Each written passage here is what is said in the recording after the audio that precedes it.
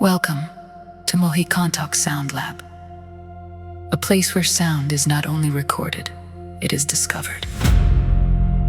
A place where melody meets imagination, where cutting-edge technology becomes a creative instrument, and where the human voice remains at the center of every song. Tonight, we open the studio doors to a new way of making music. Imagine beginning with an idea, a memory, a poem, a single line written on a napkin. Then a creative music system helps shape possibilities.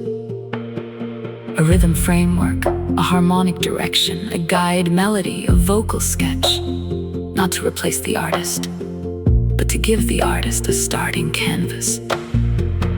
At moHiKonTok Sound Lab, we explore technology that can help generate basic song structures, experiment with vocal phrasing, and support customized composition details, all designed to be refined and brought to life by human performers.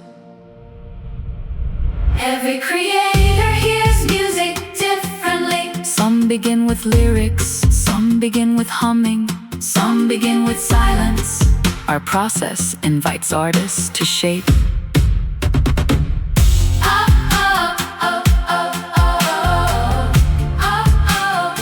tempo and rhythmic identity. Tempo and rhythmic identity.